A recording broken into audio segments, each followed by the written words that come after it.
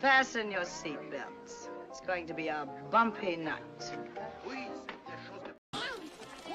But tell me, Eddie, is that a rabbit in your pocket or are you just happy to see me? Yes. Hello, my most excellent friends, my most excellent chat. We are here to talk the 1s and 2s streams, and as per basically the roll of the dice, it's ended up being Bill and Ted's, the first 2 movies. We're not going to, we might maybe touch on the third one when we talk about the second one, but for the most part, we're just going to concentrate on Excellent Adventure and Bogus Journey, which really, in my opinion, really should have been the only movies. Yeah. Third one was decent, entertaining for the most part, but pretty unnecessary. You did not really need a third one. We did not need very much. We did not need to see them 30 years later. But we are talking Excellent Adventure from I believe 1988, 88 or 89, but I believe 88. Basically, premise being one of the most absurd plots out there, but still very entertaining. That is, the fate of humanity in the future rests on these 2 slackers who are failing history, and they have to pass their history report. Otherwise, the future is in peril. Pretty much. Yep. So. And there's 700. It's like 600 or 700 years in the future. I think it's like 700 years because when Rufus is narrating, 2689. Yeah, 2689. So it's an 89 film. Yeah, I just looked it up. Okay, I knew it was like late 80s, but I was like blanking on if it was 88 or 89. But yeah. But that is basically the premise. That is basically the premise. But before I say hello to the chat and there's a member message, I want to make sure I hit that. Orange Chat to let everybody know where they can find you and all that fun stuff while I bring up the site I use to watch Bill and Ted's. So I'm Orange Chat Reviews. You can catch me on my YouTube channel. I do have a Rumble channel under the same name. I'm not very much over there. However, my stuff does mirror over there. You can catch me on Twitter. I have the Orange Hat Reviews and the Orange Hat Patriot profile or profiles. You can also catch me on Facebook if you're on Facebook or just look up that and you should find my name. I'm a public poster over there. And every Tuesday I do mystery reviews. June is Swords Month, so every movie is sword themed, and the hint for next Tuesday is Muslim in the Far North. I think I know, but yeah. Yeah. Also, Sundays I do Infinity Saga Sundays, and the Hat Crew and I are up to Guardians of the Galaxy Volume 1. And we go live every night at 8 p.m. on Sunday nights. The mystery reviews are 1:30 p.m. in the afternoon. I'm going to try to get a friend on for next week's because I want to see if he's interested. I'm not going to mention who because that would definitely give it away. Like I said, I think I know which movie you're talking about. So I'll write in the private chat. See if I'm right. Oh. But there are actually a few movies that actually fit that description. But yeah, I'm just gonna see. I typed it in, so yep. Am I right? Yep, you are. Okay. But yeah, and on Wednesdays for the 1s and 2s, I'm here. And yes, and next month, and I'll repeat this at the end of the stream, but next month is already planned, and that is Jaws 1 and 2. And normally we do the 1s and 2s kind of in the middle of the month, but because I want to time at least the first one around July 4th, and the 5th is right after July 4th, that Wednesday, we're going to talk Jaws on July 5th, and then Jaws 2 the very next Wednesday. So July will be kind of flipped around as far as scheduling goes. But I'm going to say hello to the chat, and then we'll get into a most excellent adventure through time. Because who would have thought a time-traveling phone booth? Like, right. Time-traveling phone booth. And not only that, one that can be repaired by chewing gum. Yes. I was like, you know what? I will happily suspend disbelief that they had enough gum for all the historical figures to chew, and it fixed the antenna. Right. Somehow they end up in prehistoric times. Yeah, 1 million BC, and there's cavemen. Yeah, so, but Gravy D says, "Hey Mara, it's a history report, not a babe report." Yes, it pretty is. And says, "Hey Orange Chat, hey chat, good to see you." Hey, I love that. Trey, hello, hey Mara. I like this is Deputy Van Halen. Yeah, right. I love that. It's like, "Hey you, dude, sir." Gaming or what? Hola to you. Charlie, hello. Hey everybody. Hey, hello to you. Ms. Martin Muses, my partner in crime. We are taking a roughly 2-week hiatus, and we will be back to playing D&D, and this time it's Call of Cthulhu, and it's going to be set in the 80s. So we're going to have like the game itself is normally set in either 20s or 2000s, but we're tailoring it to the 80s. So our DM Stieg, who I will fully throw under the bus on this one because of his rating of the movie, is setting. So he's going to have like cameos from like as if they're real from 80s movies, like Peter Vincent from Fright Night, things like that, pretty much. So we'll have like little cameos like that.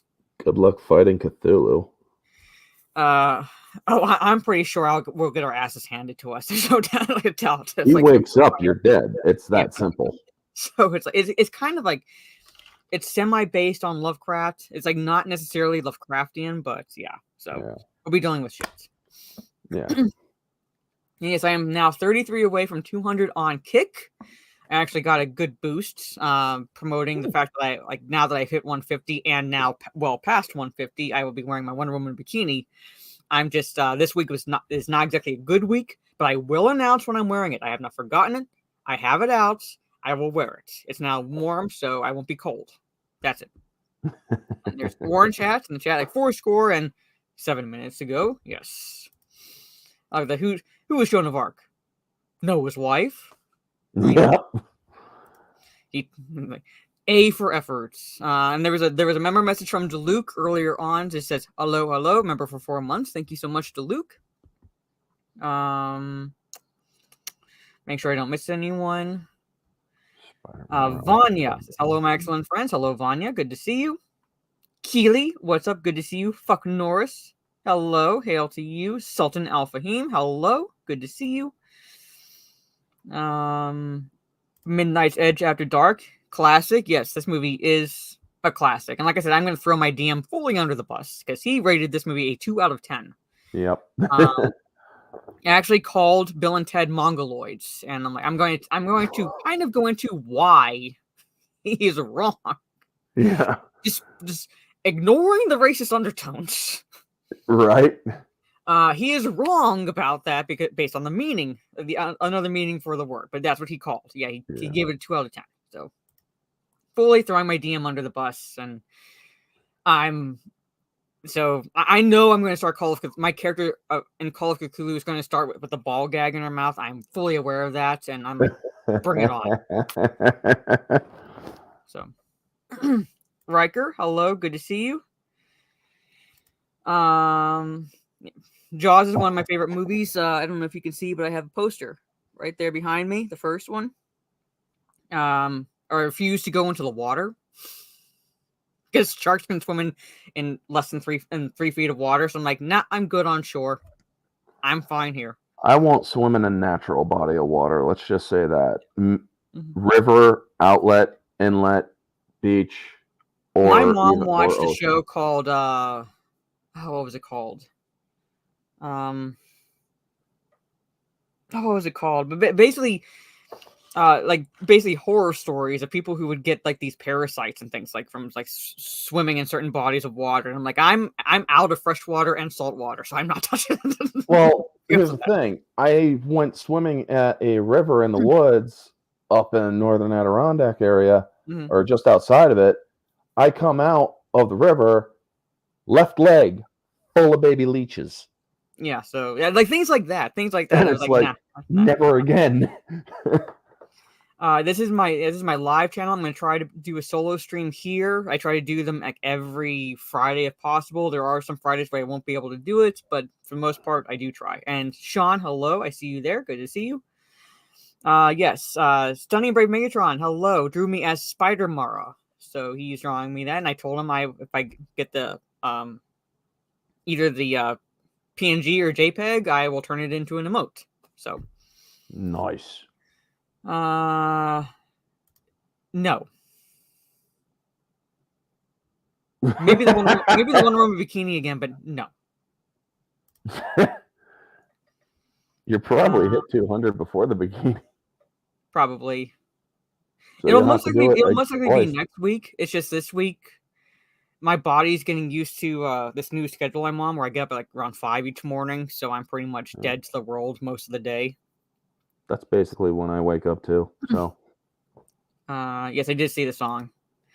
But anyway, all right, so let's talk Bill and Ted's Excellent Adventure. And before we, I'm going to try to skip through the movie as best as possible. But before we go into the specifics, the overall premise of the movie, as I said, is so absurd yet so brilliant, and that is the fate of humanity, at least in the future, 700 years in the future, that we know of, is in peril, and it rests in the hands of these two slackers who are failing their history class.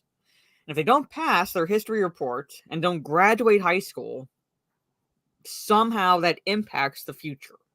Mm-hmm. So, what I assume to be, I guess, the leaders. All right, I'm not sure exactly what their titles are, so because like you don't like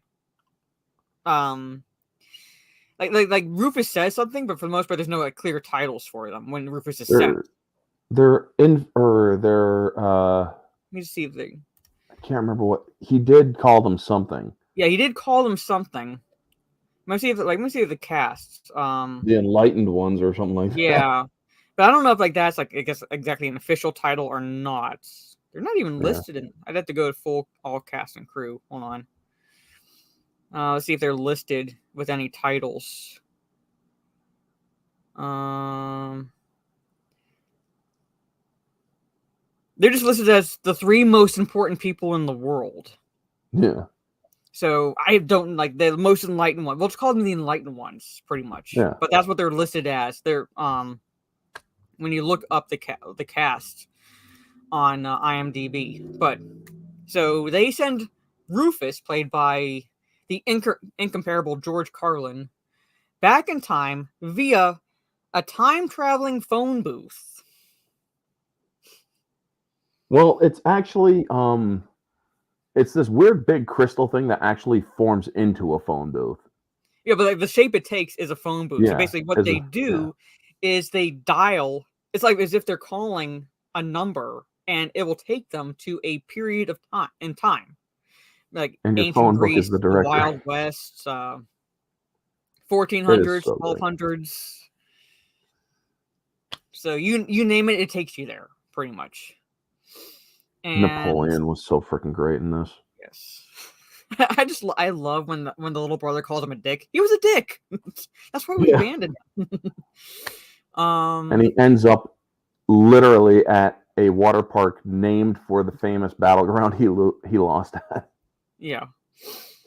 Yes. Oh, it's under Socrates. Yes. Yeah. All right, so basically, all right. Like I said, I'm gonna kind of like throw my DM under the bus. He does not like the movie, and he referred to Bill and Ted as mongoloids. And like I said, ignoring the racist undertones.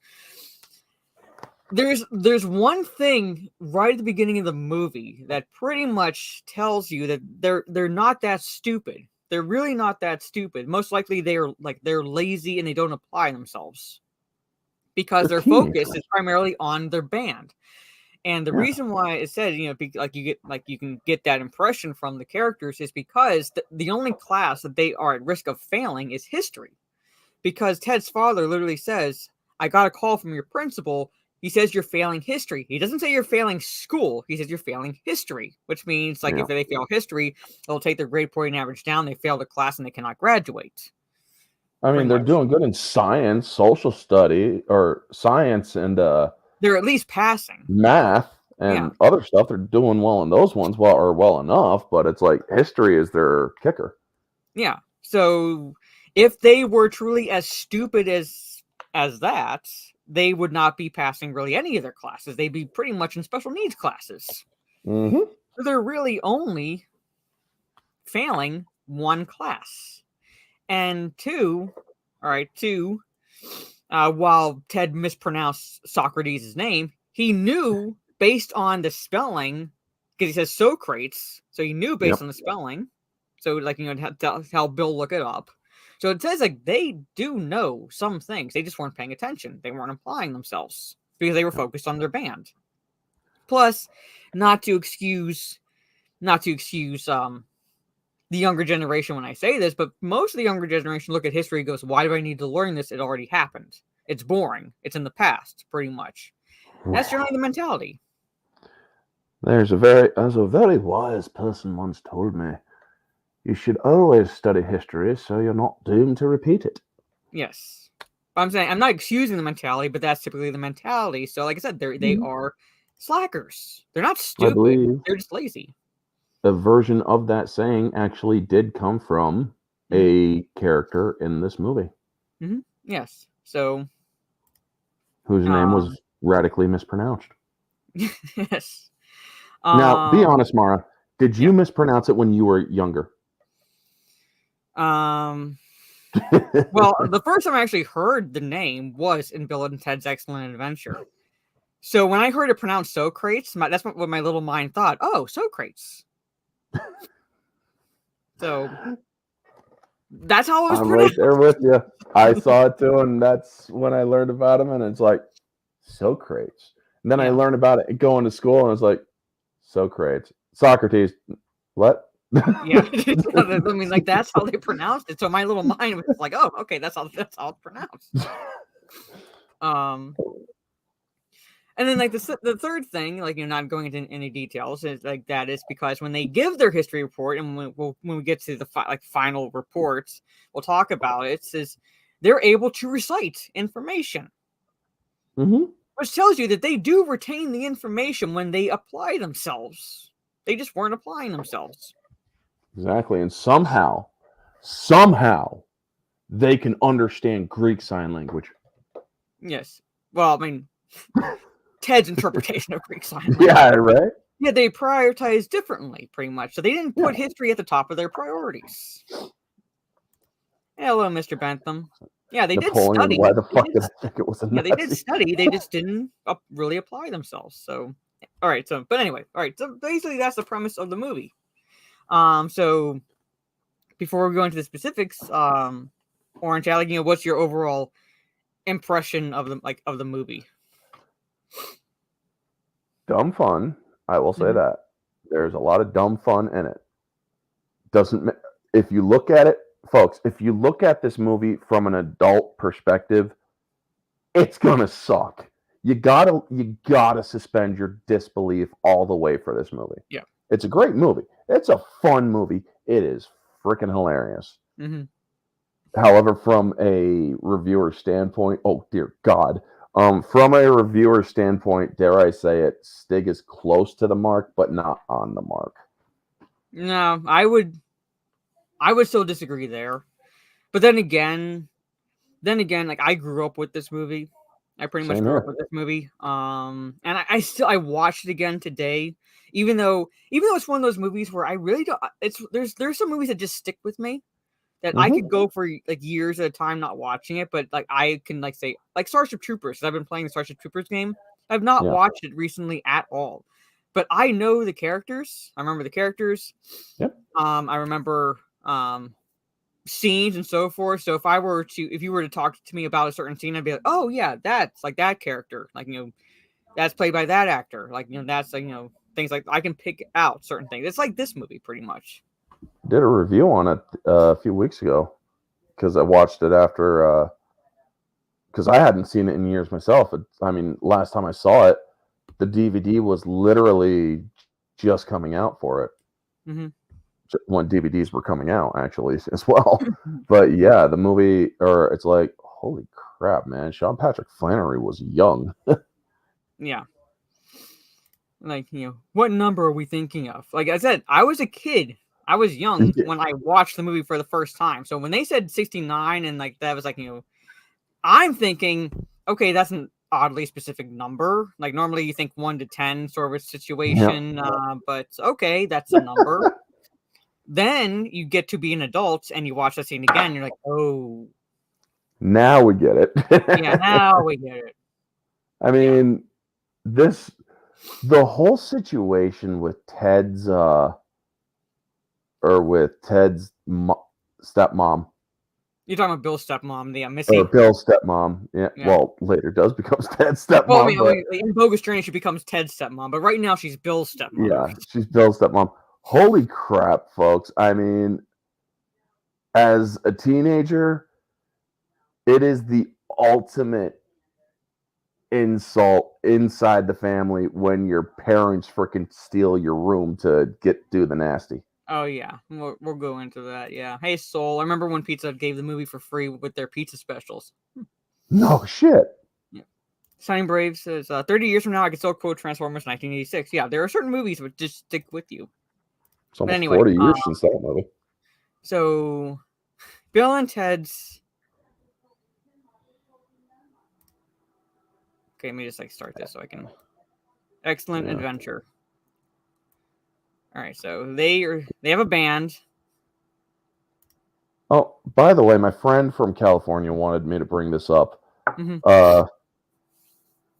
Is Bill's father a freaking lawyer or something because of Esquire? I'd have to see if there's anything in the trivia for that because there's really nothing said about Bill's father in terms of what he does. The only thing we know about the father is Ted's father, who's who's the cop or chief of police or something. Yeah, or a police captain. Or at least he's he's in a superior position, pretty much. But they never really. I think from the impression I got was that Bill just called himself that because of the sounds title. Cool. Yes, it sounds cool. Yes, pretty much. But yeah, I don't remember just that the running gag from the first two movies was Missy, pretty much, because she went from being married to Bill's father to being married to Ted's father because she was into older men. That was a joke, which kind of the third movie retconned because she ended up marrying someone younger. She ended up marrying fucking Bill's or Ted's brother. Yes. So I'm like, okay, all right. What the absolute fuck? Yeah, but the running joke with her character for the first two movies was she was into older men. That was that was the gag. And not only that, she's 3 years older than both Bill and Ted. Yeah. Because they asked her to the prom, or freaking Bill asked her to the prom, or Ted asked her to the prom. They were a freshman when she was a senior, so she's only about 3-4 years older than they are, which means she's 21, 22 years old. Yeah. When this takes place, her character is 21, 22 years old when this takes place, pretty much. But anyway, so Bill and Ted's focus is their band, Wild Stallions, and they can't play at all. Nope. And so I'm because they're trying, I don't know what they're exactly filming here, but they're filming themselves playing, and they end up shorting out the speakers before they have to go to school. Yeah. I think his dad is a lawyer, and the joke is he hears his dad say it, so he thinks it's part of his last name too. I'm gonna see if there's anything in the trivia. Because he's in 15. Holy crap. Let me just let's see, Control F. I can't spell. Okay, Esquires, I can't. ESQ. Well, I was spelling it correctly, but it wasn't coming up. And then father. Nope. I like typed in. Just type in dad. See if like that comes up. Nope. Oh, All right. So nothing really in the trivia. I'll search it. Part of the trivia was in the original script, Babe Ruth was part of the historical figures. So it didn't say why he was cut, but in the original script, they were going to get Babe Ruth. No, Ted's father is, I guess, police chief. He's never really like given, like, we don't really have like a specific title for him, but he's the one who, like, we know his job pretty much. We just don't know Bill's father's job. But again, like, this is why I said, like, Bill and Ted are pretty much slackers. This is their focus. This is like their entire focus. Is they want to. They have like their band, Wild Stallions, which is just the two of them on guitars. They cannot play at all, and because that's where their priority is, they are failing history. And let's see. When I get to the actor who plays their teacher. Just like a good shot of him, because there's only one other movie I've seen this actor in, Bernie Casey. I'm not saying like he hasn't been in other films, but there's only one other film I've seen this actor in, which is like, I think if you have not seen this movie, I'd be interested like to get your impressions of it for those who have not seen it. I believe it's a made-for-TV movie from, I want to say 1978. It's at least the late 70s, and that's the movie Gargoyles. It's essentially a made-for-TV. I believe it's like a made-for-TV movie, or at least it has that quality to it. But I think it's made for TV, like a TV movie. And the premise is it's like a father and daughter kind of team, and the father is played by Cornell Wilde, and he's like kind of like this archaeologist, paleontologist, and they are traveling to this like remote town because this man claims to have found a skeleton that's there's nothing like that, like you would, it's not normal, like not normal animal skeleton or anything like that, and like his claims that it's like something 1972. Okay, I was off, but I knew it was the 70s. But traveling to southwestern USA, stumble upon a colony of living, breathing gargoyles. Yes, and okay, I'm not saying he wasn't in anything else. I'm just saying like this is the only other movie that I'd seen him in. So basically, about 16, 17 years prior, and Bernie Casey played the King Gargoyle. He plays the King Gargoyle. So, like, spoiler alert, the gargoyles are real, hence the title of the movie, pretty much. So it's not, like, when I say this, it's like not exactly spoiling anything. But he played the King Gargoyle. I'm trying to find a picture. There was an animated series for Bill and Ted's Excellent Adventures. I know, because I know I had seen it. Holy but I can't remember it. I can't remember it either. That is insane. It lasted 2 seasons. Hey, there you go. Mm-hmm. Let's see if I can find an image, like a good image of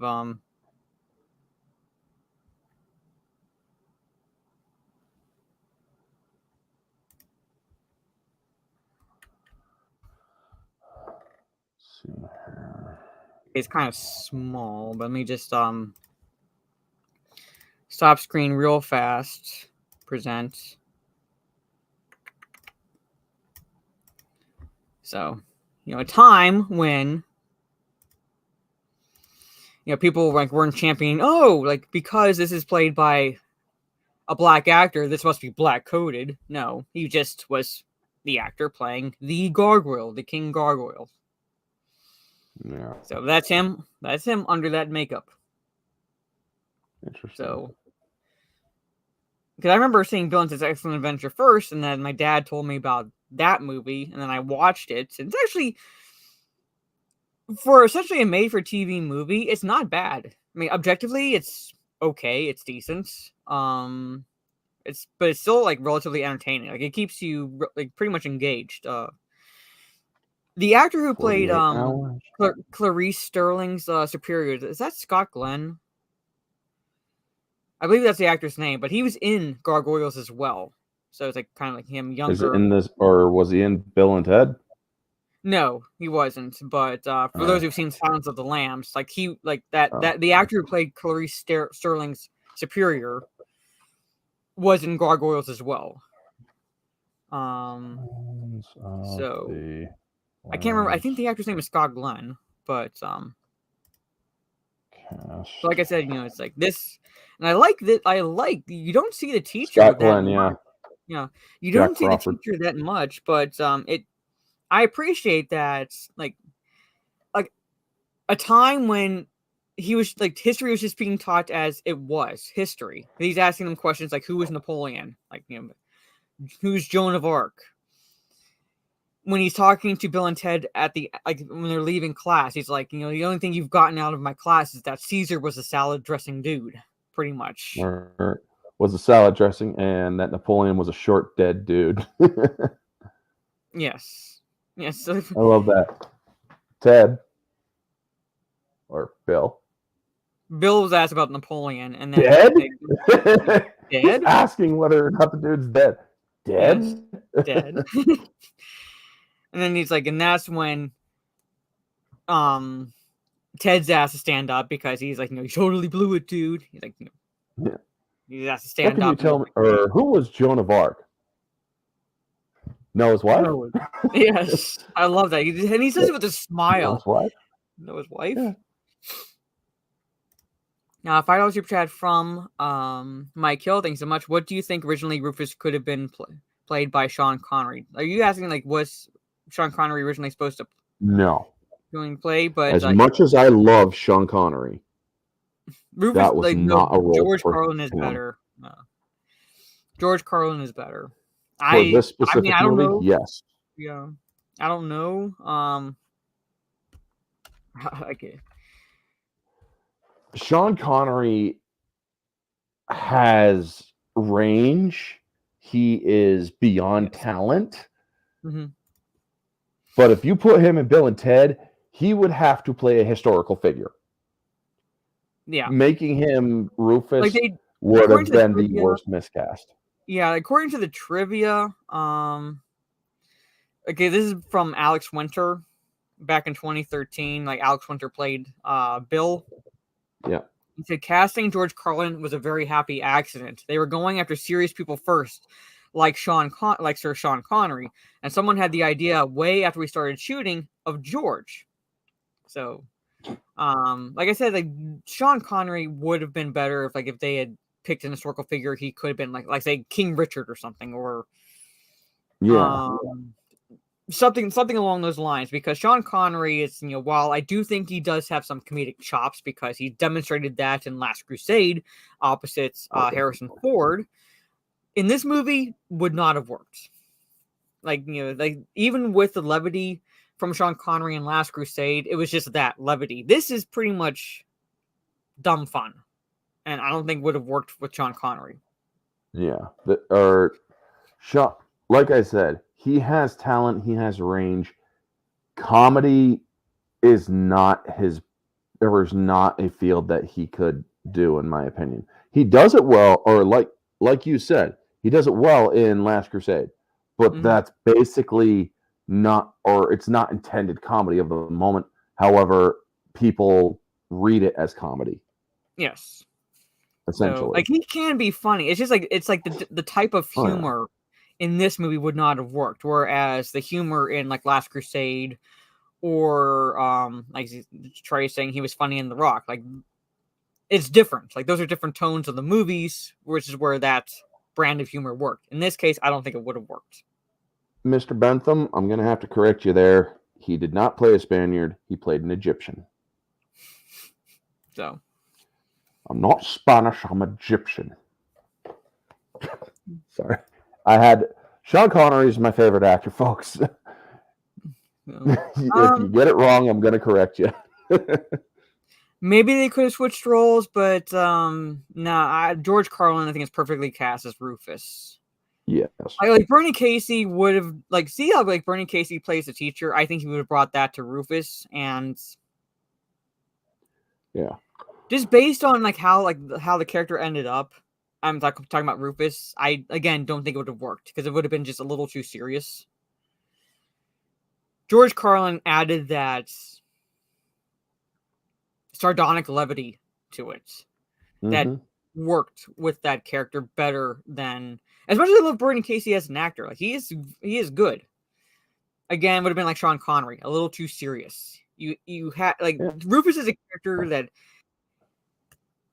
is able to essentially relate on a certain level to Bill and Ted. Like he's able to talk to them. He's able to like guide them.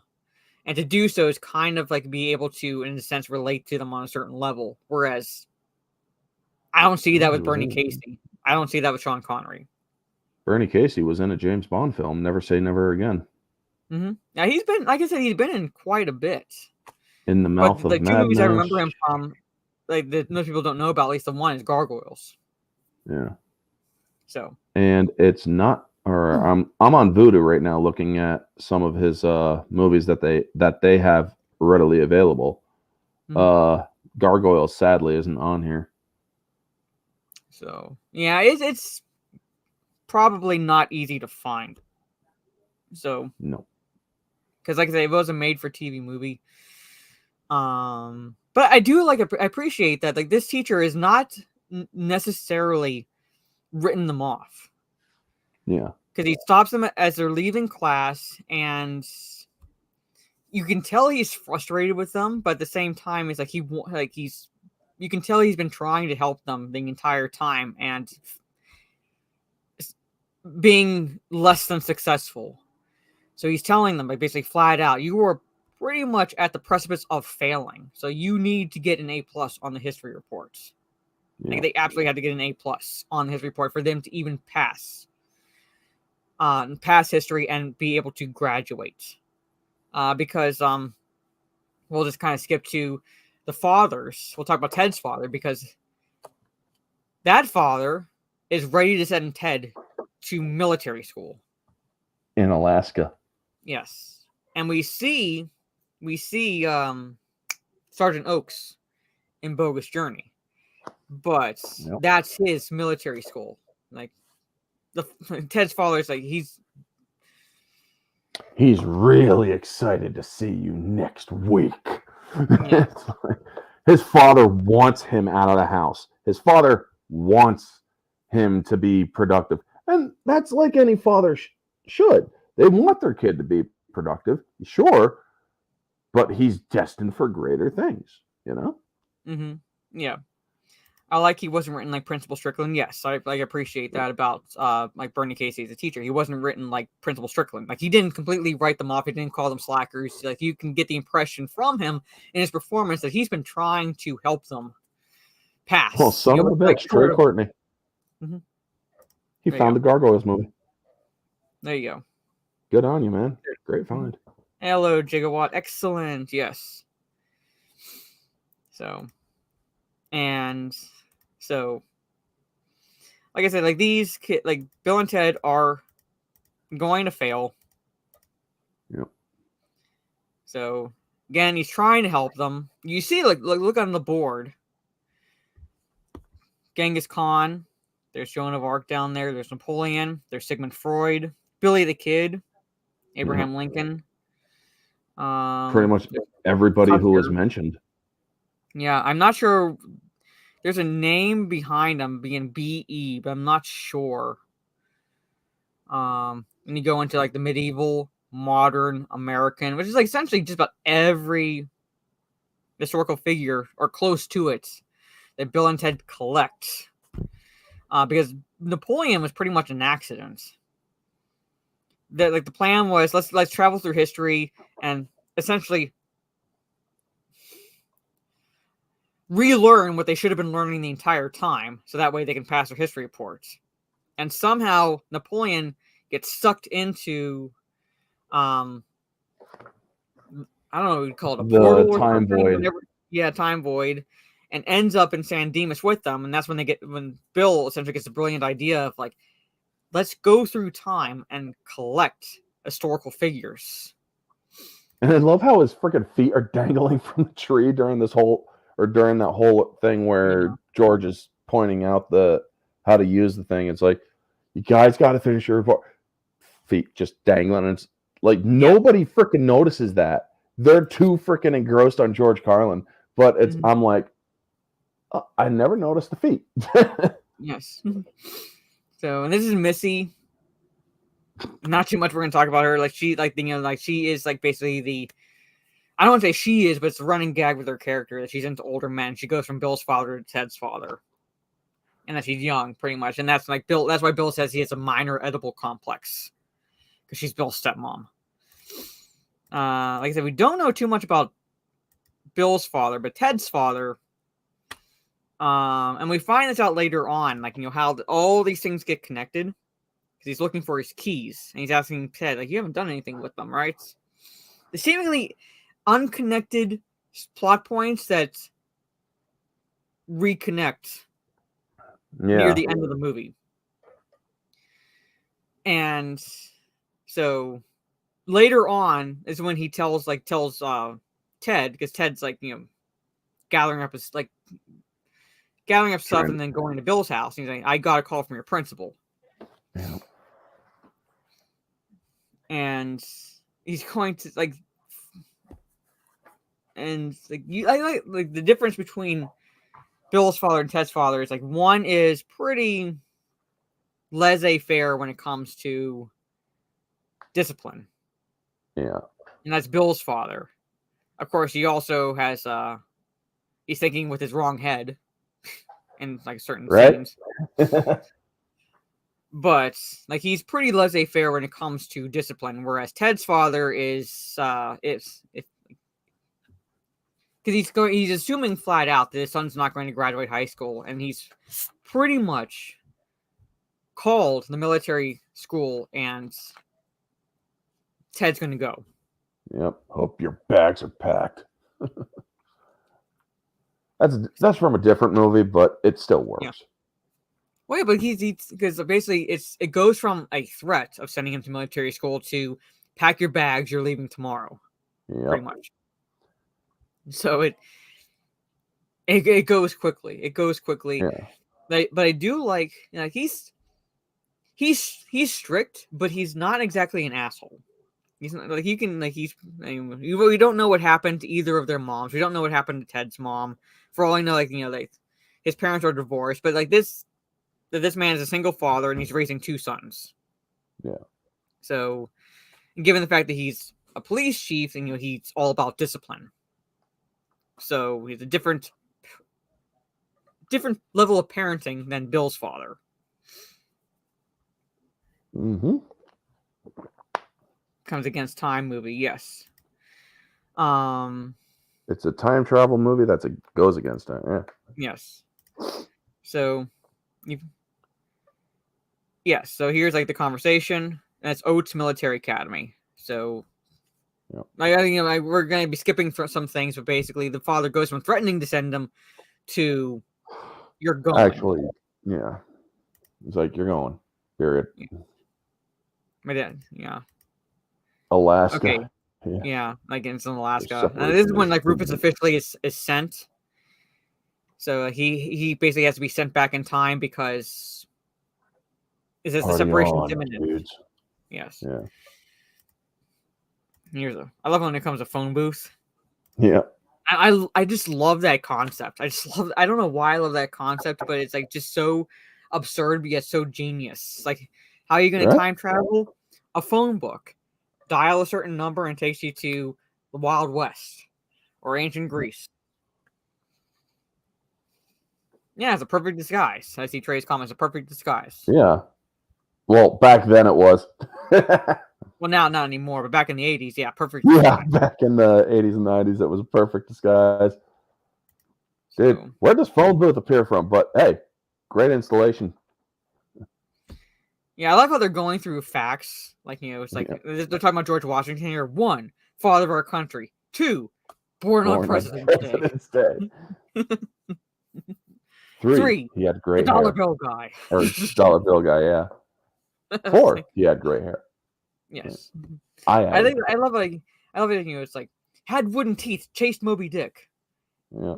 Again, this is why they're not that stupid, because Bill says that's Captain Ahab, dude. Yeah, They're, right. they're relatively smart. They just slackers in history, because Bill was able to point out that's a fictional character you're talking about, at least with Moby Dick, pretty much. Yeah. So he's like, it's like, remember like the Hall of Presidents? What did he say? Welcome to the Hall of Presidents. Yeah. I've been to the Hall of Presidents. That was actually pretty cool. I like Bill's father's like, it's like, oh, if we don't pass this, we're gonna like flunk out of school. And Bill's father's like, good. Yeah. He's focused on Missy. I'm trying to get to, hold on. Oh, since we're at that, or just around that moment when he's or after Missy and Dad are boinking in the room, and Bill Ted just freaking pisses him off. Shut up, Ted! And he just smiles about it. Yeah, he smiles. Like this, they go. I love like this is like one of the most famous lines here. It's like things are like afoot at the Circle K, because like things are afoot at the Circle K. Yes, Lance. I love when they ask that woman who's going in, like, when do the Mongols rule China? She's like, I don't know. I just work here. By the way, we have a Circle K like 30 or 50 miles up the road. I have not seen anyone, so I don't like anyone around where I live, so I don't know if it's just in certain areas. Still exist. So, yeah, and they went from the West Coast to the East Coast. That's my favorite scene when he asks the random lady a question. Yeah. So, and I love like it's like Marco Polo was definitely in the year 1275. It's like not just a water sport. I knew it. So I was like, again, I'm not saying they're necessarily smart, but I'm just saying that if they actually paid attention, they would not have been failing. Yeah. So, I love like when Rufus like the question, do you know when the Mongols ruled China? And Rufus is like, well, why don't you ask them? I mean, a perfect stranger just comes out of a freaking phone booth that fell out of the sky, and you ask them, when did the Mongols rule China? Yeah. It's like, they still exist in Arizona, but close in California. Okay. You used to have Circle Ks. Yeah, I have never seen a Circle K. At least I don't remember seeing a Circle K around where I live. So, I'm not sure exactly how big of a franchise they were. But so now that before we talk about the historical figures, let's talk about Rufus for a little bit. George Carlin. Yeah. Walks out of the phone booth. He's futuristic sunglasses on. Yeah. It's like, I'm here to help with your report. I mean, if it was kids today that saw this, they'd be like running away screaming. Most likely. They wouldn't know how to handle it. Yes, strange things are afoot at the Circle K, and this is when like their future selves talk to each other. And, I love like who that is such a great effect. Copy that. Who doesn't copy that when they do the guitar thing? Pretty much when the guitar sounds come on. So, and like the test is, if you're really us, what number are we thinking of? Like the famous 69 dudes. So, and I think they do time travel relatively well in this movie, because they're able to. It's like it's not exactly circular; it's linear. So they're able to talk to their future selves, and it would repeat that. Basically, would like certain things would repeat itself, because if anything changes, then it would alter the course of the future, pretty much. So they would this thing would repeat essentially. Yeah, and not only that, they basically creatively think of ways to manipulate time without manipulating time. Yeah. I mean, like, these are teenagers that come up with a time game. Mhm. We should definitely plan to go through time, steal your dad's keys, and hide them right there. Mhm. Holy shit, there's the keys. Yes. And in effect, it does make sense because they would be basically doing so after the report. So the assumption would be is they failed and they'd have to go back in time to fix what happened to basically get back on course. So it really does not break time travel rules. No, It really because doesn't. actually this scene here actually enforces that. Yeah. Because it's like, don't forget to wind your watch. Yeah, don't forget to wind your watch. And then the scene repeats because it shows again that it's going to repeat itself because certain things have to happen, or otherwise it breaks that timeline. So it's like seeing like in Back to the Future 2, because something changed at one point in the past, it created a different timeline. So this would have to repeat itself, and which it does later on, because they get back to this certain point and they see their past selves and they talk to their past selves, and it's the same conversation. And only the second time is you hear what Rufus is saying to the future selves, and that is because in San Dimas it is the next day. Pretty much, you have to dial one number higher, pretty much, because they're wondering why it brought them back to this point. So, because you don't hear that conversation early on in the movie. So yeah, you hear him. It's just kind of indiscernible dialogue. Yeah, and then you like, figure out what the dialogue is. Yeah, and then you find out who the princesses are. You find like Ted again. Watch. So. But also, if you notice when they arrive from these two, or the two on the right's future, the future selves. Yeah. If you notice when they arrive, nobody's in the booth with them. Mm-hmm. So. And it's like that's a small continuity error. So, but like at the same time, it's like it's one of those ones where you can kind of overlook because again, it's probably because like something that like you really wouldn't notice the first time you're watching it, and then like the second time it's like, oh yeah, they would have these historical figures crammed in that booth. Maybe they had already, or there is a slight change that they did put the figures in the future, but they were trying to bring it back or something, but they ended up in that moment, but they still ended up doing the same thing, so it didn't really matter. So this movie can fuck with your mind in so many ways, folks. Yes, and I'm here to do it. So that's just the historical figures. The historical figures first, which ends up being like an accident. Let me just see if I can get to that point. Because Rufus takes them. There's a circuits. He calls them circuits of history. And it's where I was like Austria, 1805. Yeah. The French have just invaded.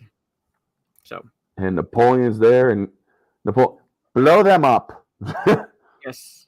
So the actor they got to play Napoleon is like brilliant. The actor is Terrence Camilleri. Mm-hmm. I mean, I'm like, I don't know if he's really this short, but he's short like Napoleon because Napoleon is like historically on the short side, hence the Napoleon complex, psychiatric term. That Freud coined. And I love how he's looking through his telescope and he sees them. They're waving at him as they're leaving, and he's like, blow them up. It's like he just like blow them up. Because what people don't realize, Napoleon's fun in the movie. In the real world, Napoleon was a real evil son of a bitch. Mm-hmm. Oh yeah. So, like, again, you suspend disbelief because, yes, this is supposed to be the historical figure of Napoleon, but at the same time, it's a comedy. So you're going to have to tone down certain things about some historical characters, namely Napoleon. So, yes. So basically reduce him to he's a dick. Yeah. Because like, I mean, like go he ahead. flat out changes the bowling score, like by adding a 1, like as if like that's not going to be obvious based on his score, pretty much. He takes the last bit of ice cream. Yes, he actually like crosses swords, like crosses spoons, as if he's crossing swords with this this young teenage girl. It's like, I'm going to eat the last scoop. Mine. Like, so, but like I love how I should. It's like, oh my again God, the plot works because they did what the original plan was is like they were just going to travel through time and study like at each point pretty much like these historical figures so they could give their reports. But Napoleon gets sucked into the circuits of time. Yeah, blow them up. And I'm trying to see, like, see right there. See where my mouse is? Yeah, there's the feet. There's his boots Yeah. behind them. He ends up in a tree. So Rufus is like, we can Keanu Reeves go was anywhere so in young back time. then. They get their own time traveling booth. And who falls out of the tree? Yeah, you have to get to your report. So you must get to your report. Boom. So that's when Bill hatches this brilliant scheme. I have an idea. We have one historical figure. Let's go collect more. Ideal for a history report. Bill? Yeah, ideal for a history report. And this is other than the third movie. Like if we were not counting the third movie, this is the only movie where we see Ted's little brother. Because in Bogus Journey, you don't know where he is. You don't see him in Bogus Journey. No, because that's the one thing that or some fans actually ask is like, where was he in Bogus Journey? Yes. Probably at Oates Military School. Maybe, I don't know. But I love how they're explaining, like the little brother's just taking this in. Like they're saying, like, this is Napoleon. You have to watch him. We're gonna go collect other important historical figures, and he's like, what are you gonna say to that? Right. Like, what are you gonna say? King Kong poster. Yeah, it's King Kong. The 70s King Kong, that one. Yeah. So, yeah, take him to movies or something. Yeah. Like, this is Ted's little brother Deacon. He's gonna watch you, pretty much. I just love that. It's like you just stay here, pretty much. You just stay here. Yeah. What is that one? Or what is that poster up there? Napoleon wasn't that short either. Van Halen. There you go. I'm saying like he was like short, but he did have a complex to him, which like I gave rise to the Napoleon complex. So 5'6". Yeah. So not Napoleon short, was 5 foot 6 inches not tall. exactly tall. Not exactly tall. So let's go get more historical figures. Well, according to Boondock Saints. Yeah. According to Boondock Saints, which we did 1s and 2s, 5'5" is wicked short. So 5'6", just a little above average. Yeah, just a little above average, yes. Or a little below average, rather. A little below average. Because 5'7" is not unusually short. Yes. So a little bit below average height. So not exactly a midget, but in comparison to like his men who might have been like 5'8", 5'9", yeah, he was on the short side. So, wicked little Frenchman. Yeah, pretty much. And they decide, and so basically the other historical figures, we're not exactly going to go through each scene pretty much, but they decide to go to the Wild West first. And they get Billy the Kid. Yes. And they have to play poker. Yes. Have you seen what Billy the Kid actually looks like? I can look it up right now. He was, to quote Ghostbusters, an ugly little spud. Wow. Like he's like looking like he's his portrayal in films. He's like definitely better looking than what he actually looked like in real life. William Bonner or Bonham or something like that. See if I can find Billy the Kid. Real William Bonham.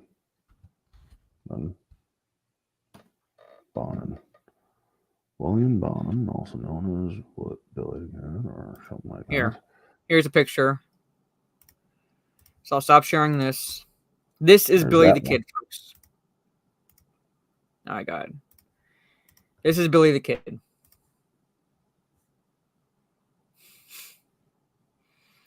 Compared to how he's been portrayed in films, he's not that good looking. This is Billy the Kid. I prefer Emilio Estevez. I'm sorry, but I do. Yeah.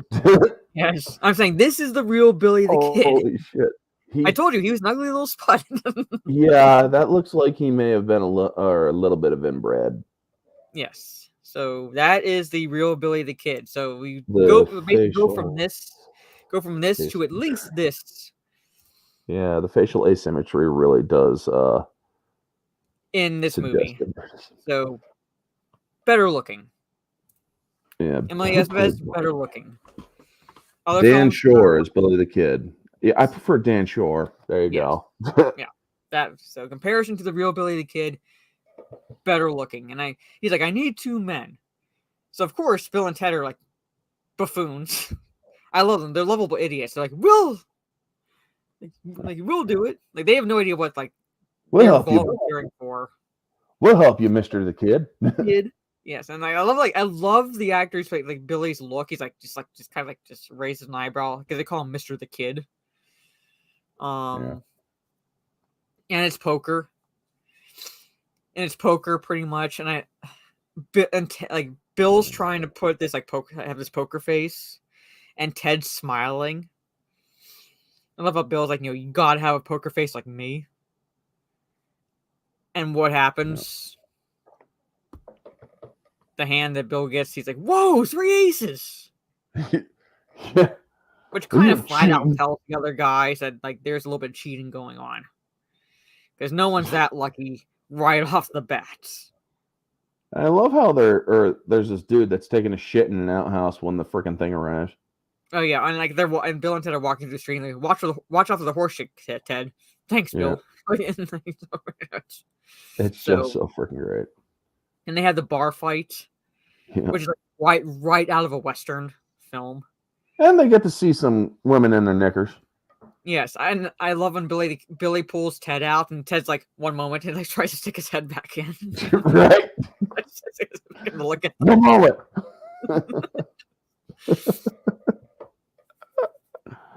And you like, look, it's a Goodyear blimp. What? They're all fucking fuck. But then again, they don't even know what a blimp is. So no, but Bill and Ted rescue Billy the Kid, but at the same time kidnap him because he's their first historical figure. Yeah. So they grab him. They grab him after the bar fight, and they're like, explaining like they're going to what's the wording they use? I'm trying to think of what the wording is that they use.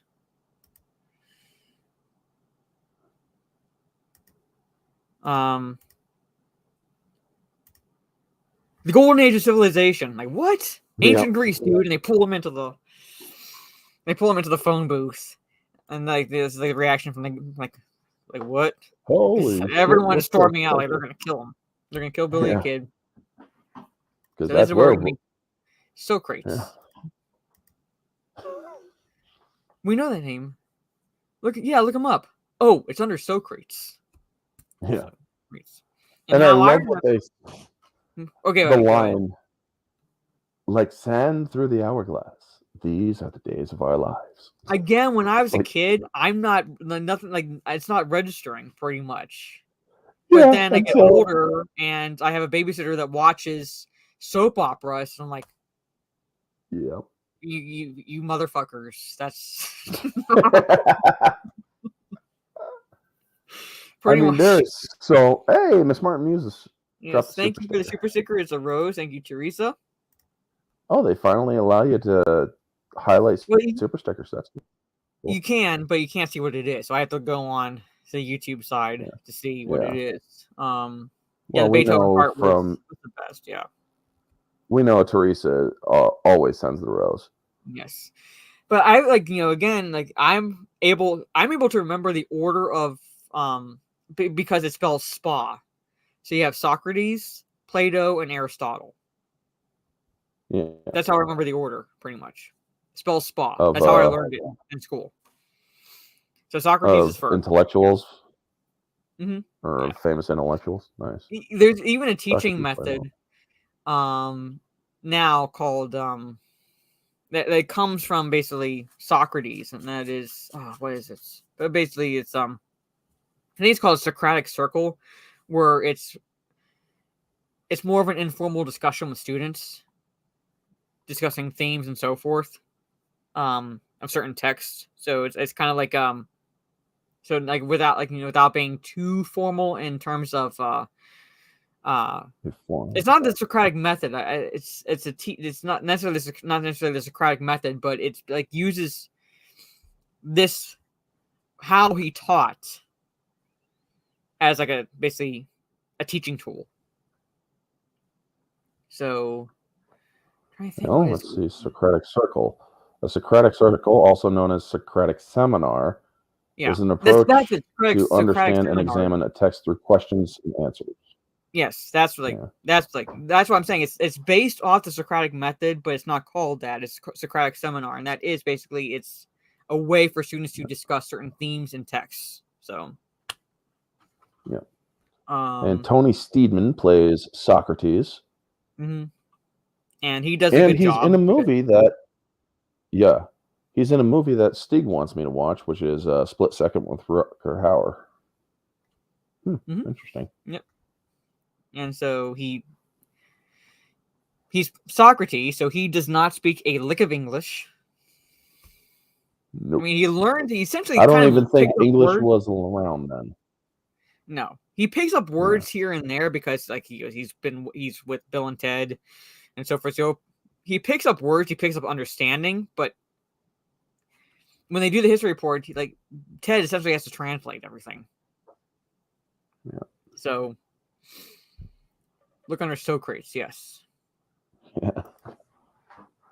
And to be completely honest, folks, when I was in third grade was when I heard Socrates, and I'm like, don't you mean Socrates? My teacher's like, no, I mean Socrates. Socrates. Yeah. And again, here's where I was like, you mother. When I realized what he was quoting in this scene, he was quoting a soap opera. I was like, oh my god. So are the days of our lives. Nice, yes. And I'm thinking to myself, Jesus.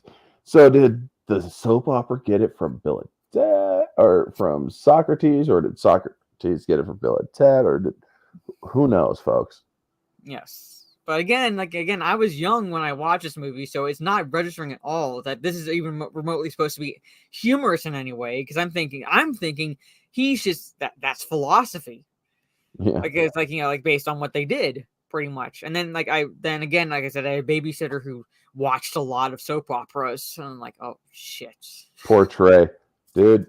I had to watch it while it was being recorded to be on tapes to be watched later because of my freaking stepmother.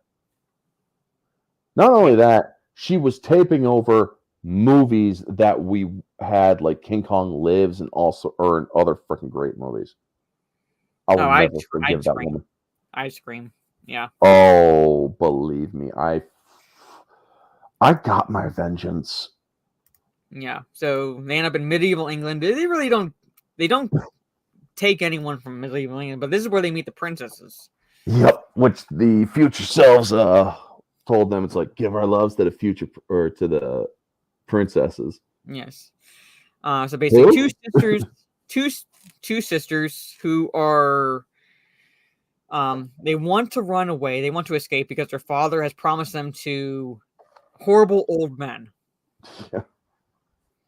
So, and one of my favorite scenes in the movie is when they're dresses and they hide in the armor, and you get a basically Star Wars reference. Right here. Yeah. I am Darth Ted.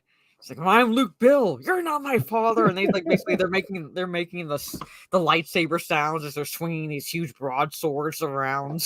I don't have to rule the universe with you. Oh my god.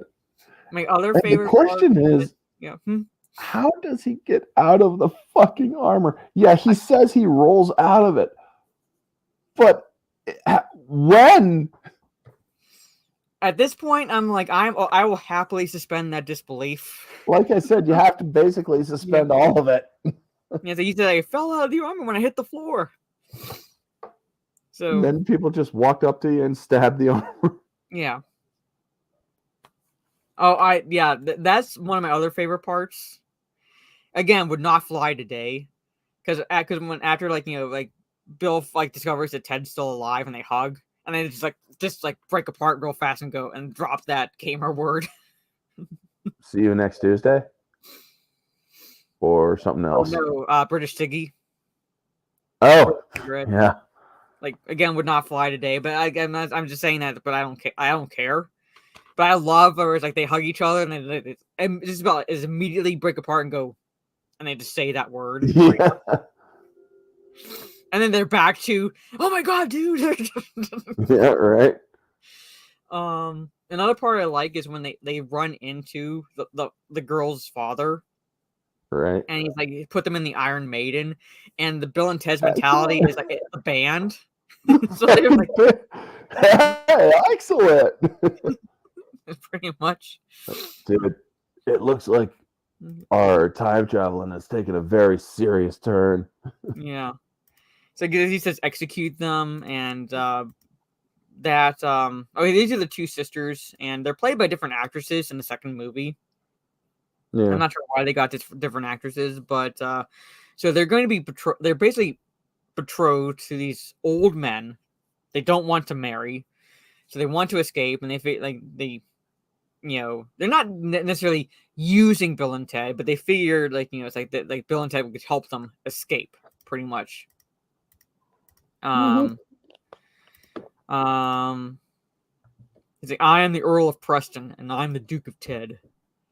Yeah, right. And execute them, and I never noticed this when I initially saw this, because like the whole reveal. I'm trying to get a shot of see here where my mouse is. Never noticed when I was initially watching it. Those are sandals. Yeah. So basically, the reveal is that's the one on the left is Billy the kid, and this is Socrates, who have disguised themselves as the executioners, and that's how Bill and Ted escape. He's freaking huge. Yeah. I'm like, Billy, Socrates. Yeah, Royal Ugly Dudes. How's it going, Royal Ugly Dudes? They look at all three. It's like just so this is when also that the time traveling, the phone booth is damaged. The antenna is damaged because as they're escaping, you have this like three or something chasing them pretty much, and one has a flail. Yeah. And he's like whooping like this pretty much, and somehow gets the antenna as it's disappearing. So they end up in the future as a result. And this is when that's right. They meet the future. Yeah, so they do this. I love the dude in the middle, the way that he does it. It's just like very posh way of strumming strings. Yeah. I like the song in this scene. Like it has like kind of a rock feel to it, but like it still feels like it fits with the futuristic essence of the scene. Yes. I just when others come out and they do that motion, which says we didn't talk about this, where it's when Rufus is talking about Bill and Ted, you see like kind of like an album of sorts, but you see Bill and Ted doing the motion. Yeah. Over like the Wild Stallions label, which tells you that this is kind of like become a symbol or something, something in the future.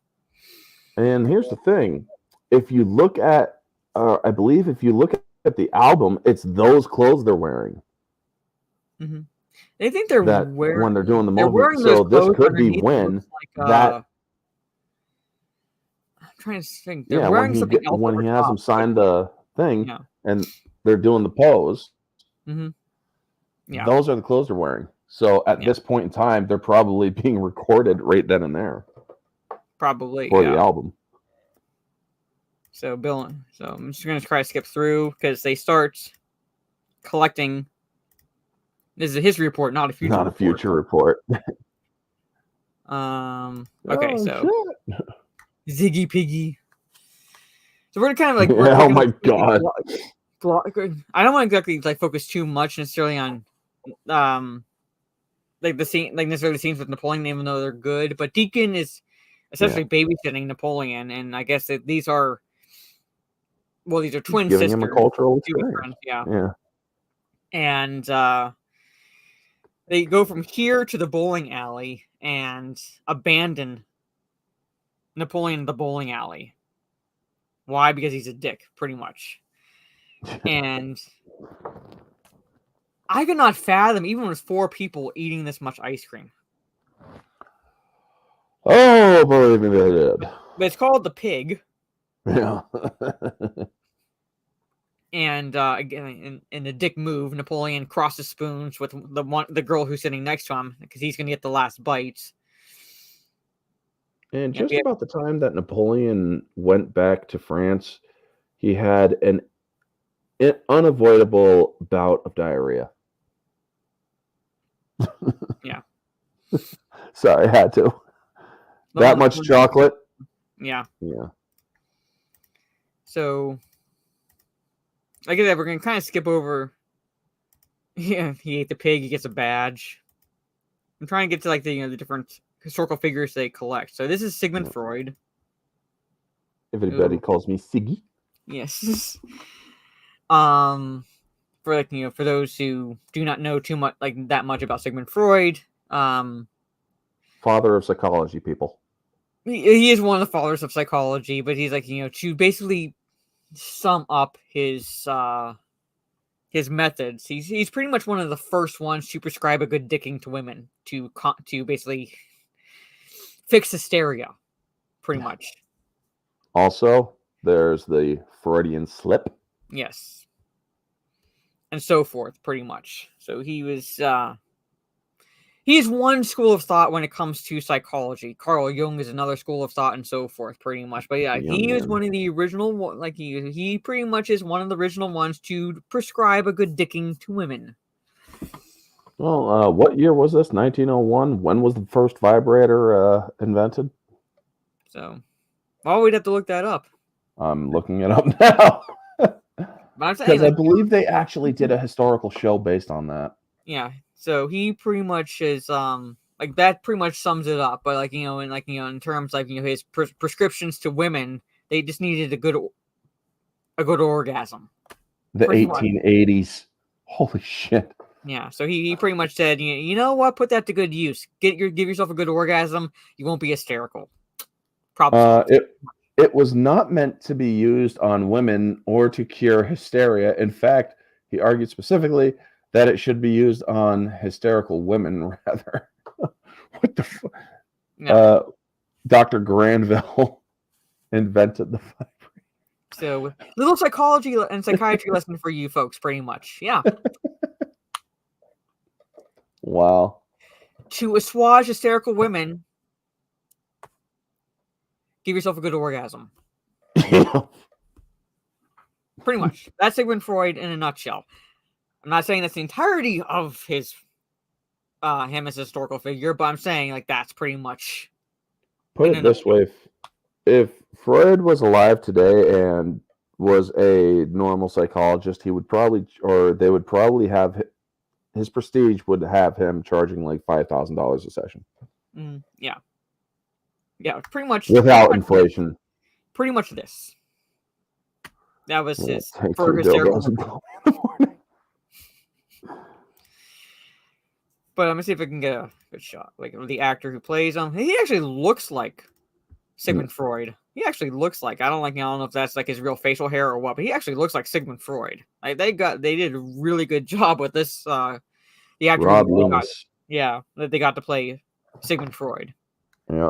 Yeah, he really looks like him. He And does. here's Beethoven.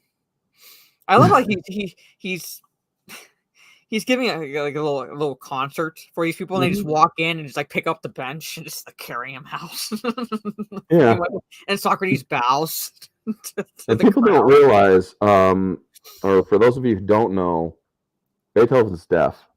Yes, He Beethoven. didn't even notice the sound, and they show that in this.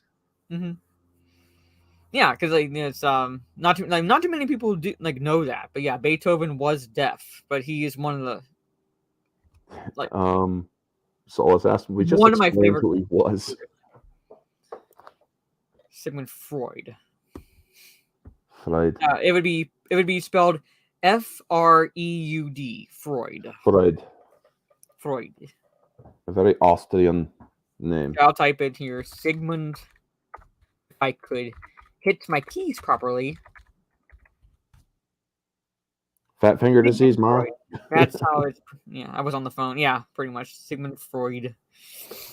But look him up. Look him up. Like I said. They call him Sigmund Freud. Literally Freud. right up here is what he would prescribe. Yeah, they call him Sigmund Freud. Yes. So. But like I'm gonna see if I can skip to. Okay, yeah, here they come. Yeah. And it's like they just walk in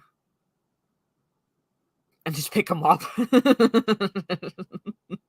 And Socrates bows, and they pretty much at that point, like the historical figures that they've been collecting are like just like, okay, we're going with it at this point because we'll just help you collect other historical figures. So you see Sigmund Freud hold the curtain back. Billy's helping them lift the bench. Socrates is also kind of like holding bows, and like they just walk out pretty much with Beethoven.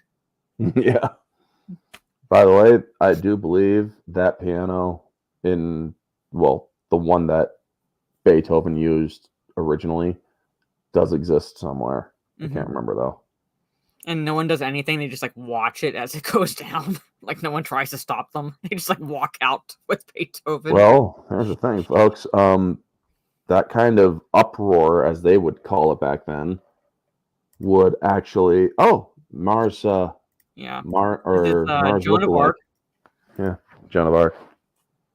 Yeah, so the next one they collect is Joan of Arc, aka Noah's wife. But it's like New Orleans in like 1429. So she's the next historical figure they collect. She dies in 2 years. And I like how like she probably like she's praying, so she probably sees them as like sent from God because all they do is reach out to her. And she takes their hand and just like lets them like just guide her into the phone booth. By the way, folks, I actually did a statistical study on the difference between Mara's face and Joan of Arc's face. 91% match. If I do anything like this, I would have to create a Discord. Because YouTube is very anal neurotic when it comes to things like this. Yeah. And it wouldn't be a stream. It'd have to be basically, like I said, being part of whatever Discord I create so that you could watch it at the same time and do commentary that way. Because there's no way we would be able to stream it at least.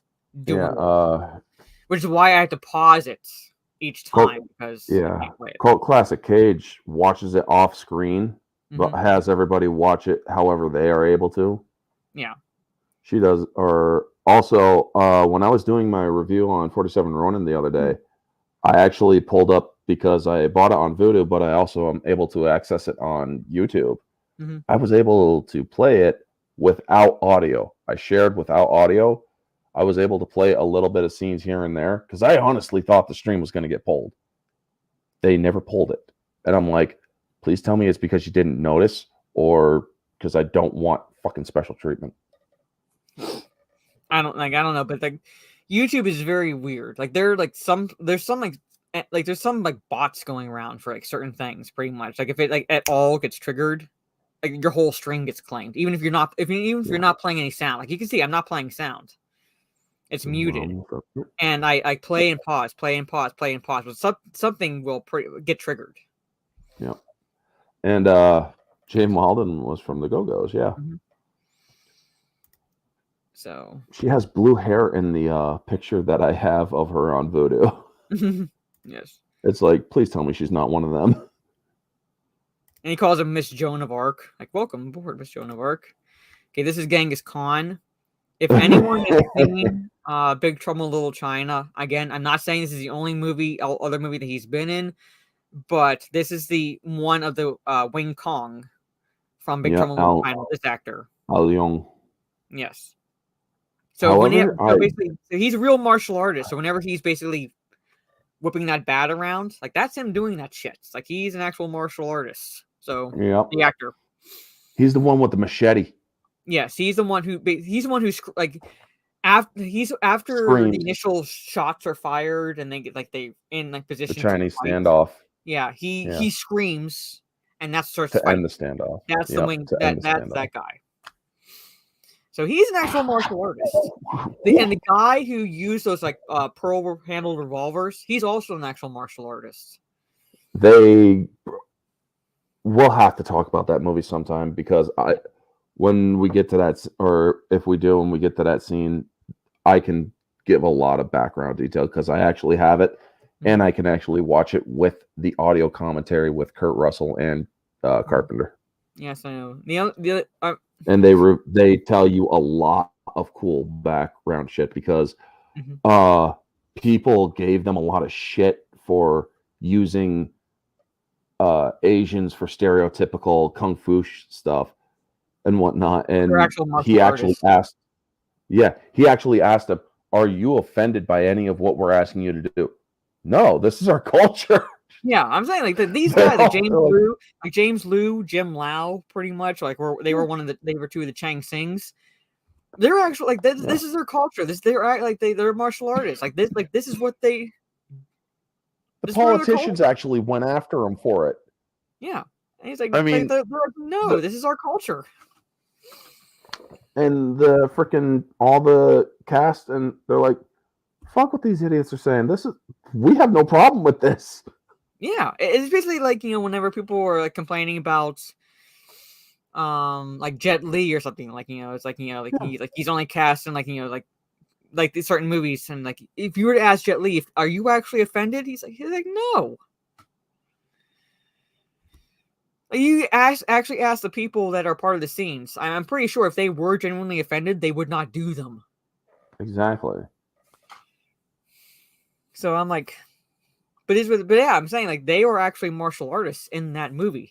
This actor here, an actual martial artist. So when he's doing that scene in the sporting goods store and he's basically whipping that bat around, spinning it, and so forth, he's actually doing those moves because he can do it. Mm-hmm. So, but he's playing Genghis Khan in this movie.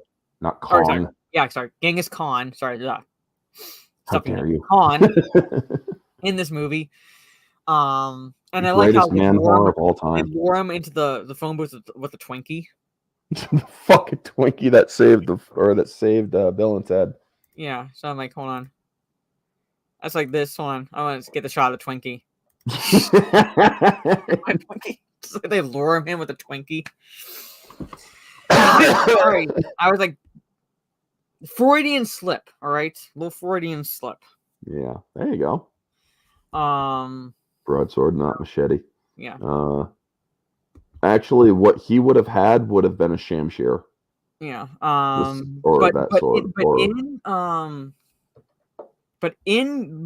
If you're talking about Big Trouble in Little China, it's not a broadsword. It's more of a machete that he wields. Yeah. And the weapon. No, he has a meat cleaver. He has a meat cleaver in Big Trouble in Little China. I know at some point he has a machete. It might be later. Yeah, later the other guy had 2 short knives, and maybe he came in with the machete, or he came in with the meat cleaver. Yeah, because it wasn't. I'm saying it was not. It definitely was not a broadsword. No. In either this or Big Trouble in Little China. It was basically a shorter weapon for closer combat. Yeah, he had a meat cleaver. Yeah, because he basically slices up a guy. Yeah, he takes a knife. Yeah. And it's like just quick, like 1, 2, 3, and like this guy goes down, and then we're not talking about Big Trouble in Little China. Yeah, let's get back onto this. But he plays Genghis Khan in this movie. I think is he the last one they? Oh, Abraham Lincoln is the last one. Candy Graham. Is the last one they collect. So after Candy Graham. so, like the actor they got for, I'll tell you, I got it. So I just like, again with the beard, he does look like Abraham Lincoln. Ludwig van Beethoven is Clifford David. Mhm. Captain, come on. Where's Abraham Lincoln? Oh, shit. They don't have it on the cast list. Well, then I'll do it like this. Yeah, and again, the historical figures are pretty much going with it at this point because when he opens the door and he's about to ask, "What can I what can I do for you?" or something like that, Genghis Khan grabs him and shoves him into the phone booth, pretty much. Stupid waiter, ugly waiter. What the frick? Yeah, he could have done a legit Lincoln movie. Like he even had like the mannerisms down, pretty much. Pretty much. Yeah. Basically, kidnap a president. Deacon. Robert V. Barron.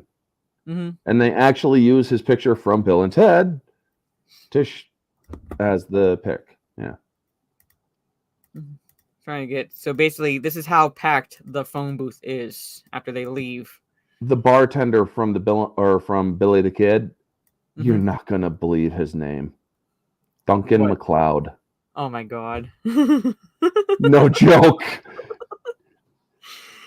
Okay, all right, nuts. Duncan MacLeod mm-hmm. of the Clan MacLeod. Yes. How many Twinkies did it take for Genghis to grab Lincoln? I don't they did say that it's like he loves Twinkies at the during the reports because of the sugar rush. Yep, it's butterfly. Yeah. So butterfly knives. Okay, yeah.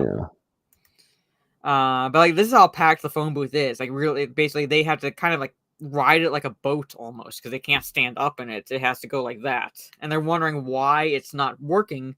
And Ted realizes. They have figured out what's wrong, and they figure out the antenna. So basically, they have to fix it wherever they stop, and where they stop. I'm gonna skip the bowling scene. Pretty much, this is where they abandon Napoleon, and I love how he stops the guy. He goes cretin. Yeah. And hold on. So boom, slides, and he goes. It's like just and he's saying it in French. Yes. So it's like man. No, that's when Deacon and the girls abandon him pretty much, and abandon him at the bowling alley, and he's ironically makes his way to a water park called Waterloo, which we find out, which works. You get to pay, buddy. Buddy. And then there he gets abandoned. Hold on. All the freaking chewing gum. Yeah, so initially they find out 1 million BC in San Dimas, California. And while Bill is trying to fix the antenna, Ted is handing them these pudding cans. Of gum, or gum and shit. Yeah. I think you get a shot of what he hands. Yeah, see chocolate, chocolate pudding. Yep. And then this is where you prehistoric pit stop. Yeah. And then they get let's chew some gum. Have all of them chew gum. Everlasting gobstoppers. I love Lincoln, man. He's just looking up what it is. Ted does that.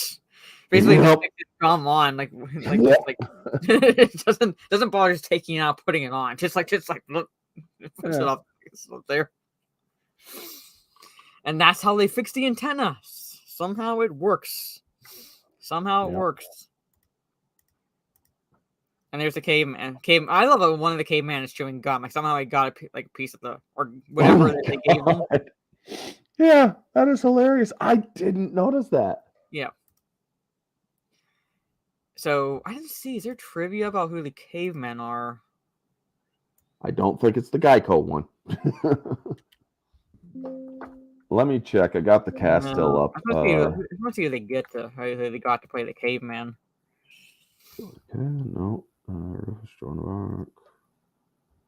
I Wow. don't think they're given credit. Like casting. Neanderthal 2, Tom Dugan. Mm-hmm. I'm not seeing Neanderthal 1.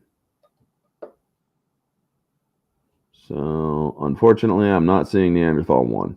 There's Neanderthal 1 is Mark Ogden, and Neanderthal 2 is Tom Dugan. Yeah, I got Dugan here. Where's Ogden? Yeah.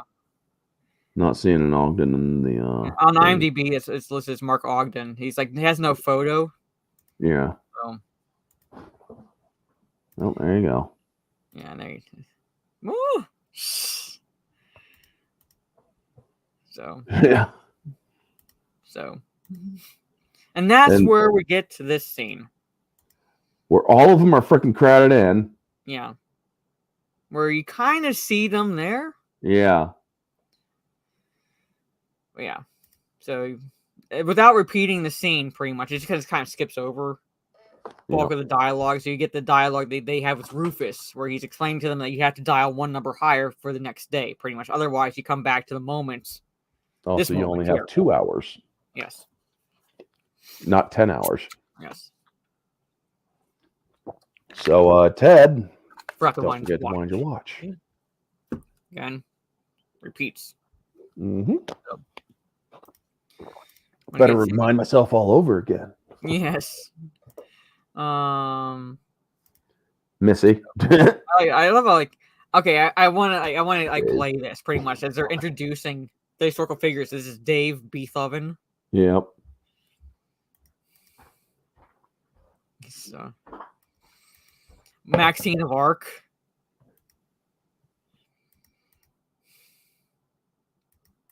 Herman the Kid. Bob Genghis Khan. Socrates Johnson. Dennis Frood. And they get to Abraham Lincoln. Just like they can't come up with another name to call him. They're like, and Abraham Lincoln, pretty much. As they're introducing them all. Hey, Ryan. Yep. We're talking excellent adventure. Yep. We've gone through the historical figures. Basically, they basically collect. Well, and they gotta make them clean. Napoleon, then Billy the Kid, then Socrates, right? Then Sigmund Freud, then Beethoven, then Joan of Arc, Genghis Khan, and Abraham Lincoln. Yep. And then they make them clean the freaking house. Yeah, because Missy won't let them go anywhere until Bill does the chores. So how do you speed it up? You get the historical figures to help do the chores. And I believe they even used... No, it wasn't one of Beethoven's. But it was funny, though. I did see the new one. I thought, overall it was decent, but not really... Decent, but unnecessary. Yeah, pretty much. I did like the end song. Yeah. But again... Who doesn't? It basically retcons the end of the second movie. Did you see the end, or did you see the end credit scene of it? Only when it was in theaters, and I don't really remember it. It was the older, or it was their oldest versions. Oh yeah, that's right. But like I said, the only real time I saw the third movie was in the theater. And I gotta say, because I also did make a promise to say this, I feel there was a wasted opportunity that Alex Winter was never in a John Wick movie. I think I'd have to go and look, but I think it's pretty much official that John Wick 5 is happening. God damn it! I think it's pretty much official. If it's oh Jesus, they Soulless or it's Soulless at this point. Unless they better do it fucking justice. Mm-hmm. So yeah, 5 is happening. So- yeah, folks, for those of you who One way to do basically it just don't is get to it. have Alex Winter as a cameo. I'd say one Damn way. fucking straight. Yeah. It's like, yeah, I'm here to revive Wick. I'm Oh, the doc, and I'm yeah. also Esquire. Hey, Ryan, since you're here, do you want to see what Billy the Kid really looked like? Oh my god. You want to see what Billy the Kid really looked like? I told the chat and that he was an ugly spud.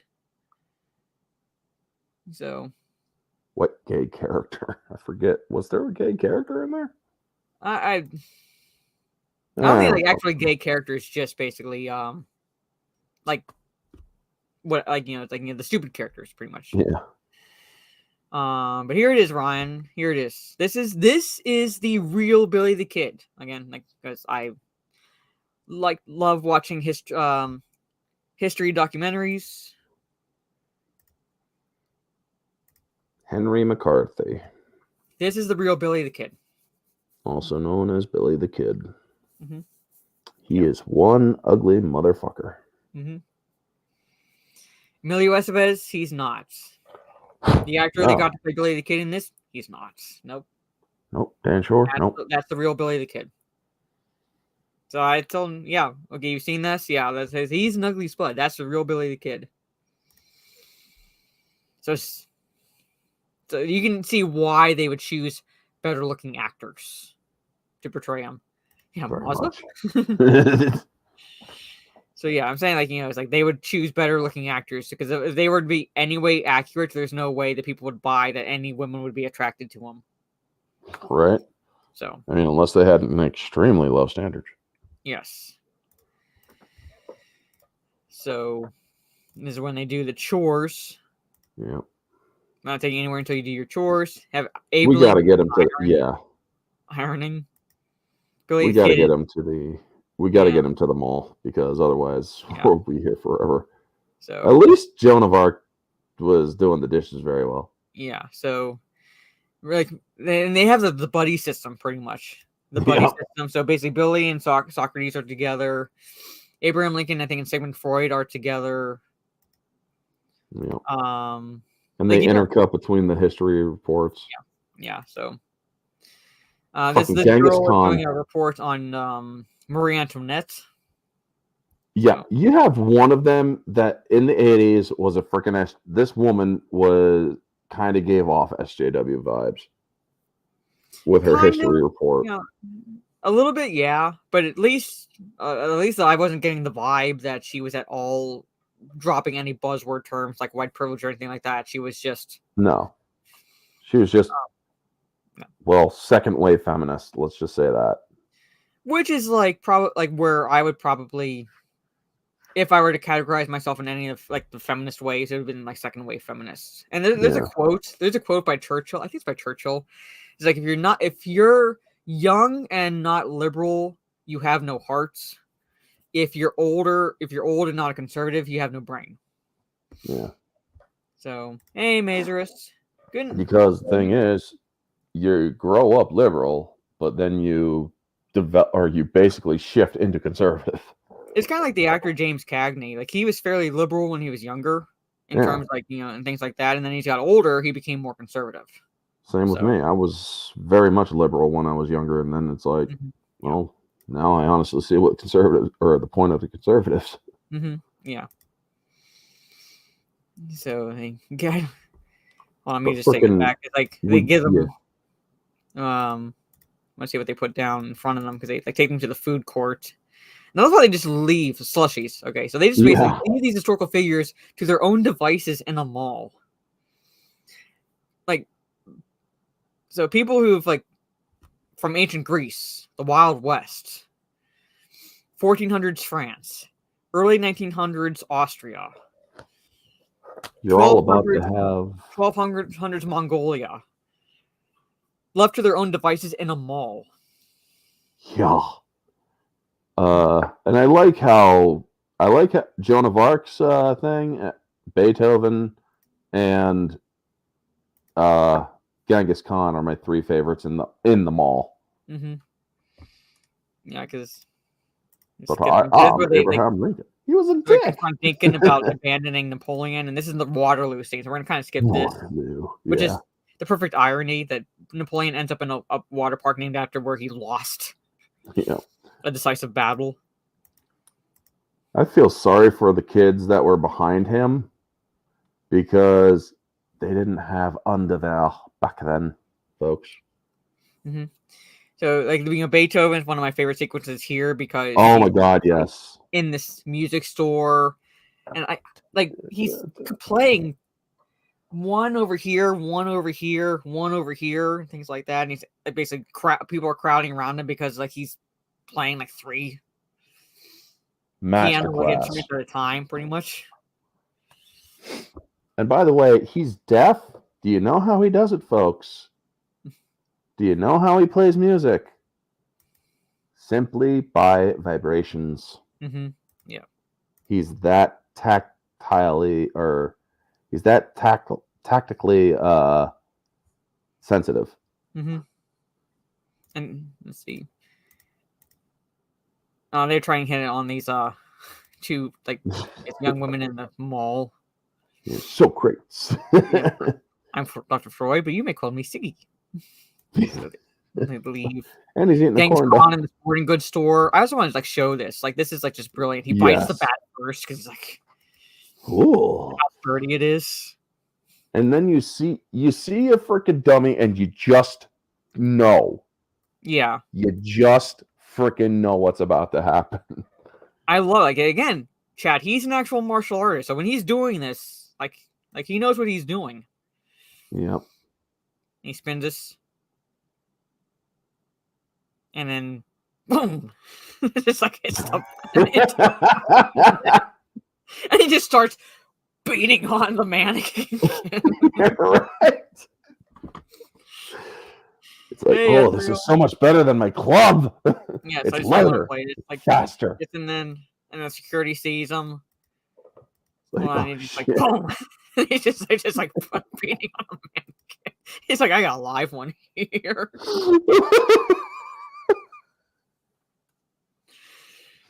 It is so freaking great. And then he somehow got himself into freaking sport or football pads. Yeah, I know. And a helmet. And this is where like the mayhem like really breaks out because Abraham Lincoln like finds this. I don't think these are around anymore, but where you could like take these like basically old timey photographs and things like that. Yeah. So the photographer thinks that like he's asking for the props back. I'm Abraham Lincoln. Which Lincoln like like runs like I'm actually Abraham Lincoln. So this is where like the chase actually starts. Yeah. And I love. He's like, and the music starts ramping up too. Like Joan of Arc, like we kind of skipped over where Joan of Arc ended up. She's watching this aerobics instructor. Yeah. And then like she does this. I love like just like. Well, we gotta play it, yeah. Just, like pushes the aerobics instructor out of the way and just like just takes over the class. Yeah. With a big gold cross on her chest, which is pretty good. So basically, like she's kind of just basically takes a little bit of the armor off, but you have like that on. So it's like it kind of does look like the big shirts and the leggings from the 80s, the way it looks. So she takes over the aerobics. She like pushes the aerobics instructor out of the way, and like I love Beethoven. Like the crowd is like around Beethoven. Like who wouldn't? And there's Genghis Khan. He somehow ended up aboard a bat, a football helmet, and the padding. Yeah. I do stream every Wednesday evening. I do try to stream every Wednesday evening. One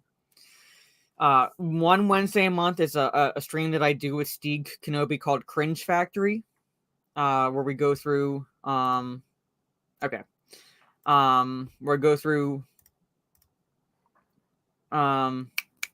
basically cringe of the week.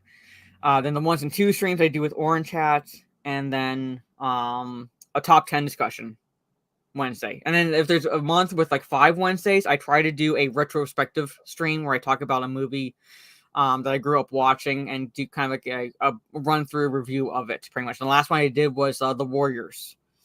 So, but we're gonna kind of skip the chase. Basically to sum up so we can get to the history reports pretty much. All these figures are arrested And that, like, you have to play that scene. I'm not going to play that scene, but if you have not watched that movie, watch that scene and watch like them trying to interrogate these historical figures, pretty much. Because Ted's father And they come up with the time game. Yes, come up with a time game, things like that. To remember to do this after our report, we can do this and that. By the way, Billy the Kid bringing a gun into a school. Yeah, I know. This movie is dated. Yes, the teacher is ready to fail Bill and Ted because they're basically late. And this is the history reports. So I wish I could play this pretty much, but like they actually have the historical figures walk up and in a way makes like, go through like what they did and what they are going to be bringing back with them back to their time period, pretty much. Like Joan of Arc is going to implement an aerobics program for her troops. Beethoven that was a call. Loves Bon Jovi "Slippery When Wet" album, pretty much. Yeah. Napoleon's going to incorporate water slides. He's like in his battle plan, things like that. Genghis Khan loves Twinkies because of the sugar rush. All right, so I'm gonna skip to Lincoln. Yeah, we gotta do Lincoln, and then I gotta go. If you have not watched this movie, watch this part. It's entertaining. Yeah. 407 minutes ago, your forefathers. I just want to play it. I'm gonna risk it. Yeah.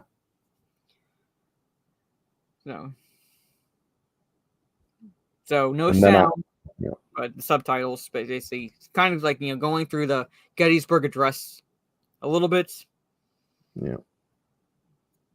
And I gotta go after this because I gotta run here. Yeah, and I'll pretty much be wrapping up after this thing because this is pretty much the end of the movie, and like the only thing that happens like near the end, pretty much, is we find out that Rufus rescued the princesses, pretty much. Yeah. And then plays a little bit with them. Yeah. And party on, dude. I like how he just raises arms like that. All right, but like Orange Eye has to go, so before you go real fast, just let everybody know where they can find you and what you have coming up. And then I'll wrap up the stream. So yeah, I got Wednesdays I'm with her for ones and twos. Or Sundays is Infinity Saga Sundays. Tuesdays are mystery reviews, plus also the Barroom podcast at night. And yeah, that's about it. All right. Yep. So go check out Orange Hat. He'll be here next week when we talk about Bill and Ted's Bogus Journey for the ones and twos. And so good to have you. And I'll be basically wrapping up the stream because we're near the end of the movie. All right. Take it easy. All right. So from the Royal Ugly Dudes. Yes, so you get rescued from the Royal Ugly Dudes. Yeah, so basically this is pretty much the end of the movie. You can easily surmise that they passed their history reports. Like they had to get an A+, so you can surmise that they got an A+ based on what they presented. And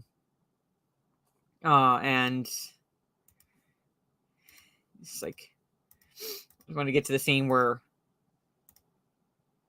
leave this. Hold on. So they're back in the garage playing. They've passed. They travel through time. Got A+ on our history reports. Basically, they can graduate. So, and we find they can find out. Maybe we should start learning how to play. Find out in Bogus Journey that that never happened. And we'll get into that when we talk about Bogus Journey. But Rufus comes with the princesses. And he goes, Rufus introduces something called the mall. There's a place called the mall and something called credit cards. I love that little humor there. Because of like basically the stereotype with like women and like malls and credit cards and things like that, pretty much. So he got them out of England just before they had to marry those Royal Ugly Dudes. It's probably a hot take, but I think overall, in terms of movie, I would say Bogus Journey is probably a little bit better crafted than Excellent Adventure in terms of like the pacing and so forth. it's kind of like with like other movies from the 80s. Like they kind of learn from the pacing of the first movie, what to do in this for the second one, and which is like Bogus Journey was about 3 years later in 1992, I want to say, or early 90s. Yeah, it was the 80s. Yeah, so we wouldn't have had the Awesome Kiss song. Yeah, pretty much. So, hold on. So, you just. And this is the album that Orange Hat was talking about.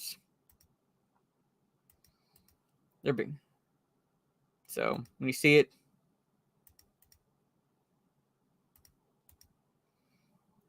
from the foundation of our whole society. Yeah, so there. That's the album that we were talking about earlier, pretty much, where you see them doing the motion from earlier in the future, pretty much. I'm gonna get to.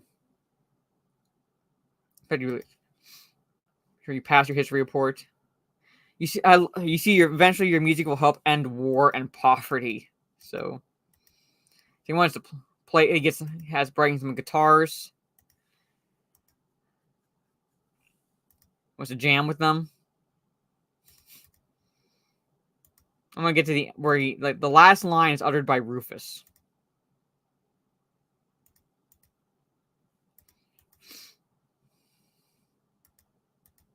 So they cannot play. They still can't play in the second one, but they eventually do learn.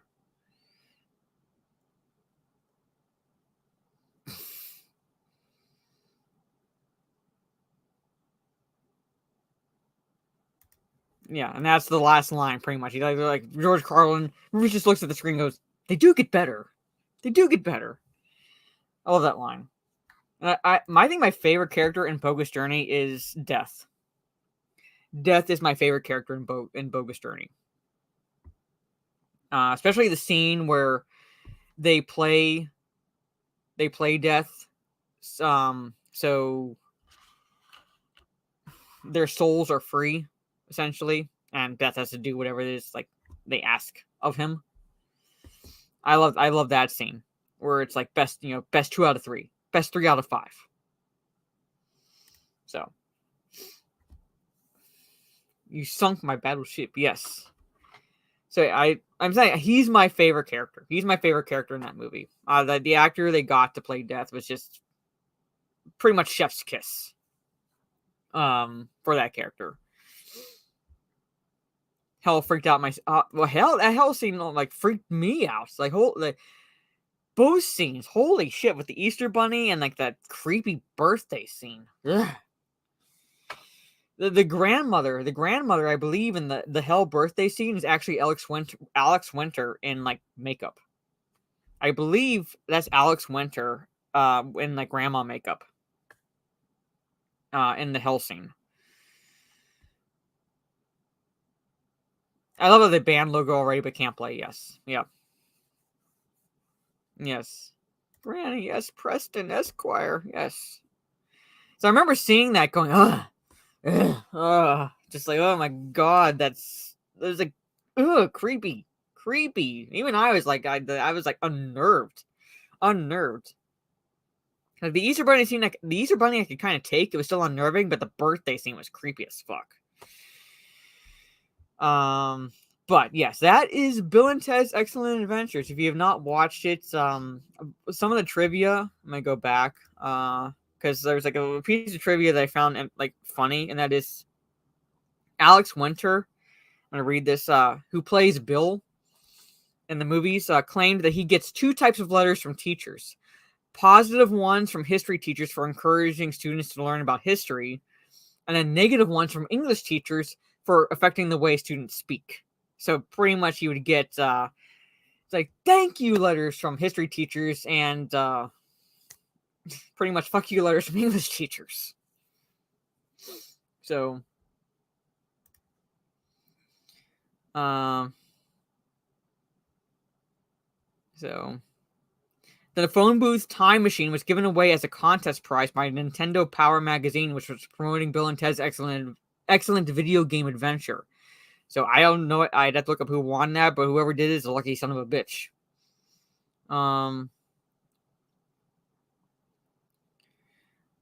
In the film, Bill and Ted claim they need Edward Van Halen to Van Halen in their band to make it better. After the film was released, he jokingly said he would have joined the band if they had asked. So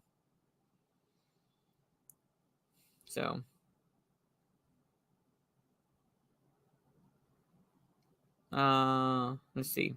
Babe Ruth is going to be one of the historical figures that they collect. Characters say dude 70 times and excellent 30 times. So yeah.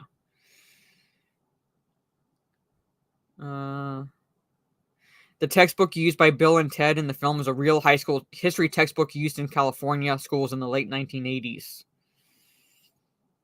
The centermost future dude was played by Clarence Clemens, who was the saxophone player for Bruce Springsteen's E Street Band during their heyday.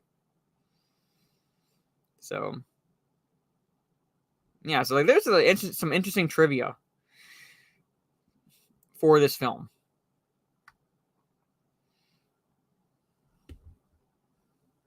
Some interesting trivia for this film.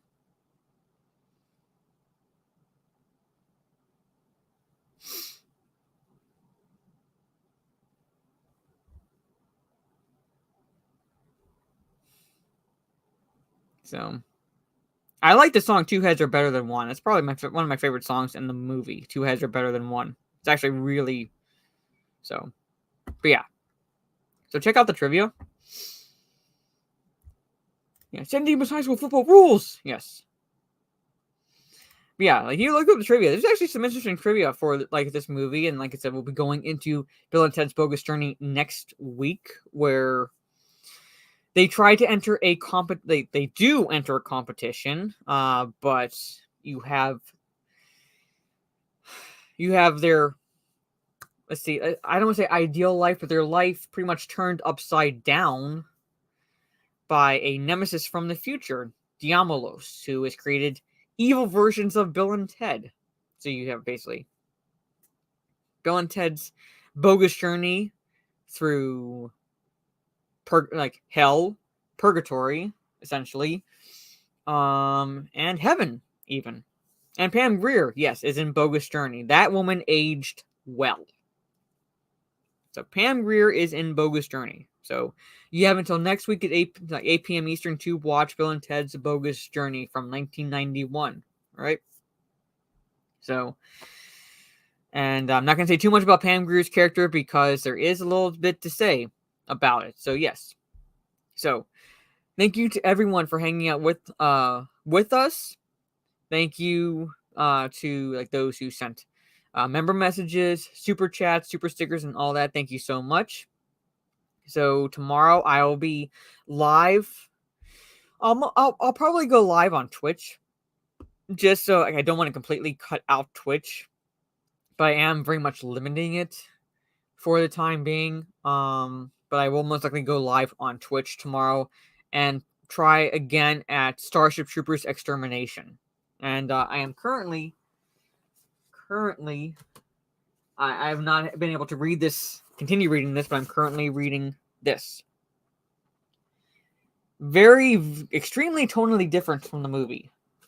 But the game itself is very much still in beta. It's very much still in beta. It does need some kinks ironed out, but has the potential to be a very good game on launch if they fix certain things that is like issues right now. Yeah. So again, thank you to everyone. Look for me on Twitch. This is my Twitch, and this is also my Kick. I'll be primarily streaming there. So next week, Bill and Ted's Bogus Journey. Tomorrow, Starship Troopers Extermination. About 7:30 p.m. Eastern, give or take. So, on that note, ladies and gentlemen, have a good rest of your day or evening. And thank you again to Orange Hat Reviews. He will be with me. He will be my co-host again next week. for a bogus journey. So take care, everyone. Have a good rest of your day or evening, depending on where you are in the world. And I will see you all next time. So, peace. And party on, dudes.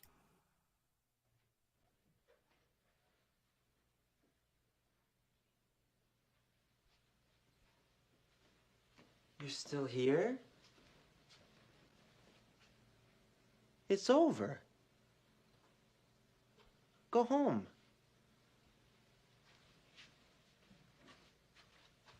Go.